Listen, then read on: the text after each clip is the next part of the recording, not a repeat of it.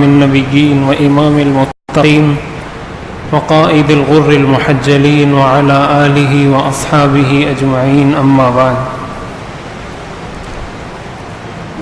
اگر قرآن کریم کی تلاوت ہم ٹھیک طریقے سے نہ کر پائیں جو ہماری نماز کا لازمی حصہ ہے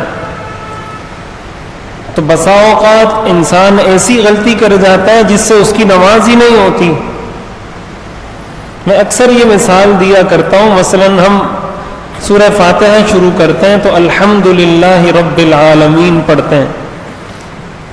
الحمدللہ رب العالمین.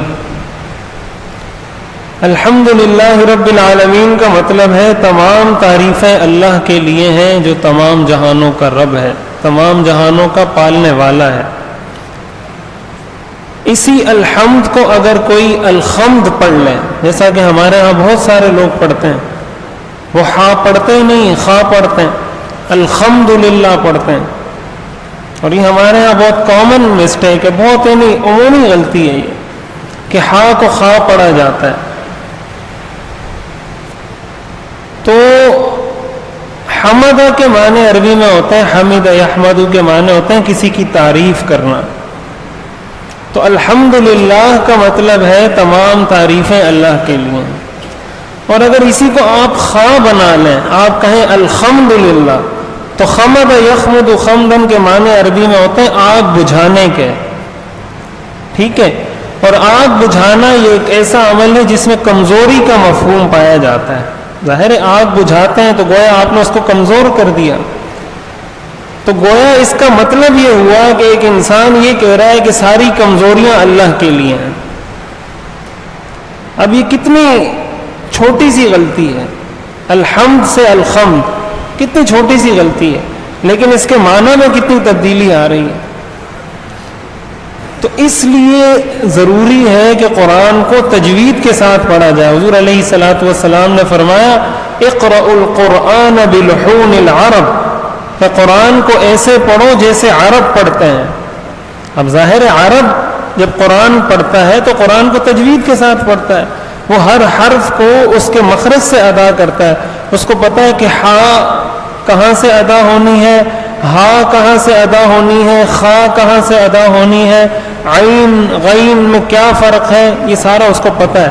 قاف کاف میں کیا فرق ہے. مثال کے طور پر قلب, قلب ایک لفظ ہے عربی کا. قلب کے معنی ہوتے ہیں دل. لکھا ہوتا ہے نا اسپتالوں میں امراض قلب, تو قلب کا مطلب ہوتا ہے دل. اسی قاف کو اگر آپ چھوٹی کاف بنا دیں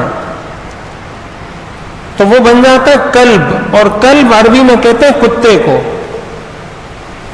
یعنی قلب کا مطلب ہے دل اور قلب کا مطلب ہے کتا. تو اب ہمیں خود سوچنا چاہیے کہ قرآن کریم میں قلب کا لفظ کئی جگہوں پر آیا ہے. لہم قلوب لا یفقہون بها ما جعل اللہ لرجل من قلبین فی جوفی, جگہ جگہ قلب کا لفظ آیا ہے. تو اس قلب کو اگر کوئی قلب پڑھ لیتا ہے تو کتنے مفہوم تبدیل ہو جاتا ہے. یہ تو میں ویسے ہی مثال دے رہا ہوں, یہ ایک مثال نہیں, بہت سی مثالیں ہیں. تو اس لیے قرآن کو تجوید کے ساتھ پڑھنا ضروری ہے. اس لیے کہ اگر نماز میں ہم کوئی ایسی غلطی کر جائیں, ایسی غلطی ہو جائے کہ اس سے نعوذ باللہ اللہ تعالیٰ کی شان میں کوئی گستاخی لازم آ رہی ہو, یا ہم کسی بے حرمتی بے احترامی کے مرتکب ہو رہے ہوں, تو پھر نماز نہیں ہوتی. تو جب نماز نہیں ہوگی اس کا مطلب یہ ہے کہ انسان ساری زندگی یہ سمجھتا رہے کہ میں نماز پڑھ رہا ہوں اور اس کی نماز ہی نہ ہو. تو اس لیے تجوید کا سیکھنا تو اس لیے ضروری ہے کہ نماز میں ہم نے قرآن پڑھنا ہے. اس سے کوئی راہ فرار نہیں ہے, کوئی چھٹکارا نہیں ہے, ہر حال میں پڑھنا ہے ہم نے. تو تجوید اس کے لیے ضروری ہے. دوسرے نمبر پر ترجمہ اور تفسیر آتی ہے. تو ترجمہ اور تفسیر کا مطلب ہوتا ہے کہ ہم قرآن کریم کو سمجھیں کہ قرآن کریم میں اللہ تعالیٰ کی جانب سے ہمیں کیا میسج اور کیا پیغام دیا جا رہا ہے. علماء نے لکھا ہے کہ قرآن پڑھتے وقت ایک انسان کو اس تصور کے ساتھ پڑھنا چاہیے کہ گویا یہ ہر آیت میرے لیے ہے. اور حقیقت بھی یہ ہے یہ ایسا تو نہیں کہ حضور علیہ الصلوۃ والسلام پر نازل ہوئی تو بس یہ انہی کے لیے تھی، انہی کے دور کے لیے تھی، اور ہم اب کچھ اور کریں، ہمارے لیے کوئی اور نظام ہوگا، ایسا تو نہیں ہے۔ اس کا ہر حکم میری طرف متوجہ ہوتا ہے، ہر حکم میری طرف، کوئی ایک آیت، کوئی ایک حکم ایسا نہیں جو میری طرف متوجہ نہ ہوتا ہو۔ تو ظاہر ہے ہمیں یہ کب پتہ چلے گا کہ اللہ تعالیٰ مجھے کیا فرما رہے ہیں؟ وہ اسی وقت پتہ چلے گا جب ہمیں اس کا معنی سمجھ میں آتا ہوگا۔ علامہ اقبال نے کہا ہے نا، تیرے ضمیر پر نہ ہو جب تک نزول کتاب، گرہ کشا ہے نہ راضی نہ صاحب کشاف، کہ تیرے ضمیر پر جب تک کتاب نازل نہیں ہوتی، تو یہ تصور کر کہ قرآن میرے ضمیر پر نازل ہوا۔ اگر یہ تصور نہیں ہے تو پھر نہ رازی کی تفسیر کام آتی ہے اور نہ علامہ زمخشری کی تفسیر کشاف کام آتی ہے۔ یہ تفسیریں پھر کسی کام کی نہیں جب تک ایک مسلمان اپنے دل میں یہ تصور مضبوط نہ کر لے کہ یہ قرآن میرے ضمیر پر نازل ہوئی، یعنی میرے لیے نازل ہوئی ہے یہ قرآن۔ اور قرآن کریم کے اندر جا بجا اللہ تعالیٰ نے انسانوں کو حکم دیا ہے کہ اس قرآن کو سمجھو، سمجھ کر پڑھو۔ اب دیکھیں نا، قرآن کریم کے 30 پارے ہیں، 114 سورتیں ہیں، کئی ہزار آیات ہیں، تو اللہ تعالیٰ نے اس میں کتنا کچھ انسانوں سے کہا ہوگا، کتنا کچھ اللہ تعالیٰ نے بتایا ہوگا انسانوں کو، ہمارے تصور سے باہر ہے۔ لیکن افسوس کی بات ہے، اور افسوس ہی کیا جا سکتا ہے، اور کیا کیا جا سکتا ہے کہ ہمیں قرآن کریم پڑھنے کے لیے وقت نہیں ملتا، قرآن کریم کا ترجمہ پڑھنے کے لیے، اس کو سمجھنے کے لیے ہمارے پاس وقت نہیں ہوتا۔ ہمارے نوجوانوں کو پورے ناولز یاد ہوتے ہیں، پوری سیریز ان کو یاد ہوتی ہے کہ فلاں سیریز میں یہ قصہ یہاں سے شروع ہوتا ہے، یہاں پہ ختم ہوتا ہے، اور اس فلاں نے یہ لکھا ہے، فلاں سیریز ہے، پوری سیریز یاد ہوتی ہیں۔ ہماری عورتوں کو پورے ڈرامے یاد ہوتے ہیں کہ اس ڈرامے کا یہ اداکار ہے، اس کے اندر یہ سبق ہے، اور اس کے اندر یہ عورتیں انہوں نے کردار ادا کیا، اور فلاں موقع پر یہ ہوتا ہے۔ ہماری عورتوں کو یاد ہوتا ہے، مردوں کو یاد ہوتا ہے، پورے ڈرامے، ایک نہیں کئی ڈرامے یاد ہوتے ہیں۔ بہت سارے لوگ ایسے ہیں جن کو اپنی فیلڈ کی بہت ساری کتابیں یاد ہوتی ہیں۔ کوئی انجینئر ہے اگر، اور آپ کوئی ایسی غلطی کریں کہ جو اس نے پڑھی ہوئی کتابیں اس کے مطابق نہ ہو، فوراً آپ کو ٹوکے گا کہ نہیں بھائی یہ تو اصول کے خلاف ہے۔ کسی نے اگر کیمسٹری پڑھی ہے، آپ اگر اس کے خلاف کوئی بات کریں فوراً آپ کو روکے گا۔ لیکن قرآن آپ پڑھتے رہیں، کسی کو پتہ نہیں چلتا کہ یہ ٹھیک ہے یا غلط ہے۔ تو اس پر ظاہر افسوس ہی کیا جا سکتا ہے، اور افسوس کے بعد پھر جب انسان یہ چاہے کہ میں اس سے نکلوں تو اس کا طریقہ یہ ہے کہ پھر انسان سیکھے، اور جب انسان سیکھتا ہے اور جب وہ اللہ کی بارگاہ میں کھڑا ہوتا ہے اور وہ سورہ فاتحہ پڑھتا ہے، ایک سورہ فاتحہ کا ترجمہ بھی اگر انسان کو اور تفسیر صحیح طریقے سے سمجھ آ جائے تو یقین جانیے اس کا دھیان پھر نماز میں کہیں اور نہیں جائے گا، اس کا دھیان دکان میں، گھر میں، کاروبار میں، فیکٹری میں، آفس میں وہاں نہیں رہے گا، اس کا دھیان ادھر مسجد میں رہے گا۔ حدیث شریف کے اندر آتا ہے ان تعبد اللہ کأنک تراہ، اللہ کی ایسی عبادت کرو جیسا کہ اللہ کی عبادت کا حق ہے، ایسی عبادت کرو گویا تم اللہ کو دیکھ رہے ہو۔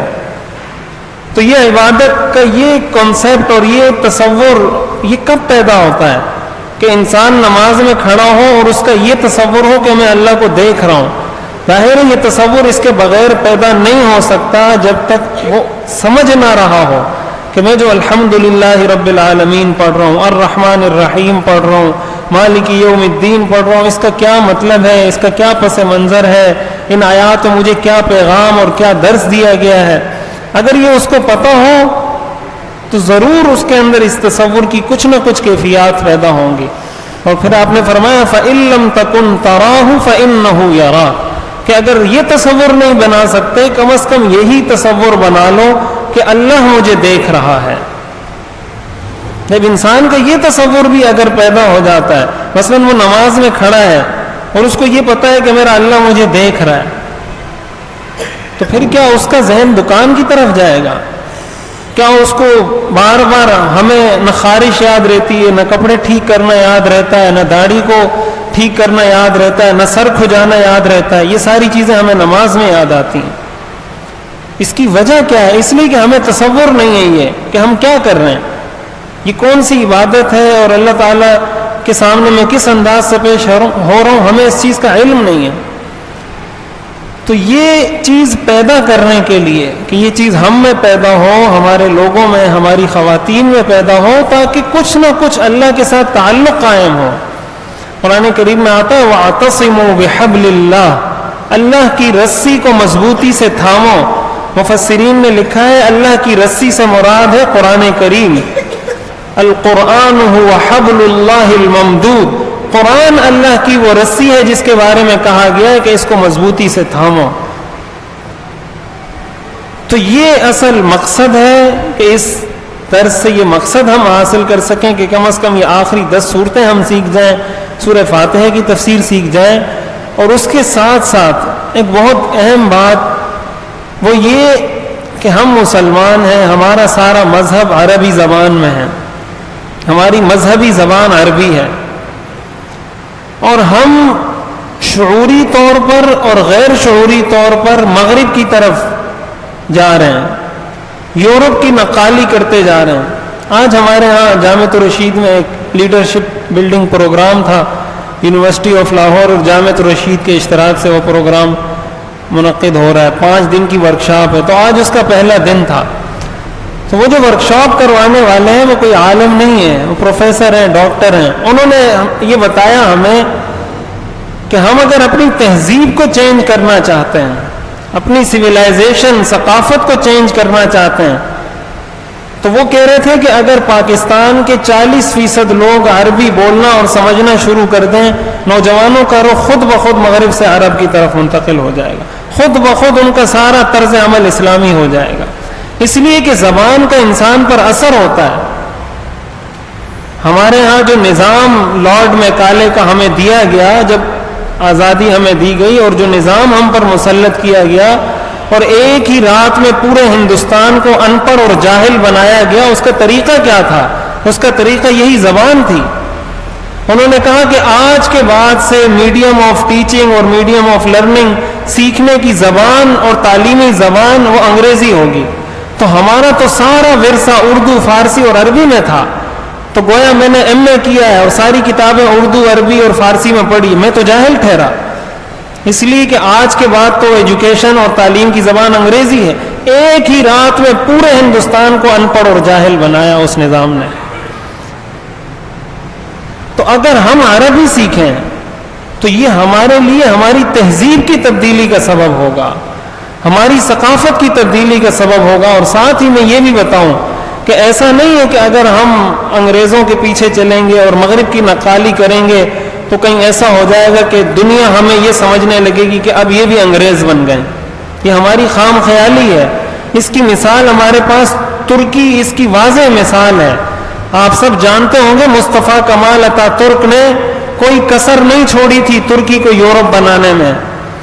مسجدوں میں پابندی لگائی، اذان پر پابندی لگائی، مدارس بند کیے، مساجد بند کی، پانی مہنگا تھا، شراب سستی تھی، نکاح مہنگا تھا، زنا سستا تھا، ساری چیزیں اس نام کی صرف اس لیے تاکہ ہم یورپ کا حصہ بن جائیں۔ 100 سال کی محنت کے بعد بھی یورپ نے اس کو ایکسیپٹ نہیں کیا، اور آج دوبارہ ترکی واپس اسلام کی طرف آ رہا ہے۔ 100 سال کی محنت، اب وہ دوبارہ اسلام کی طرف ترکی آ رہا ہے۔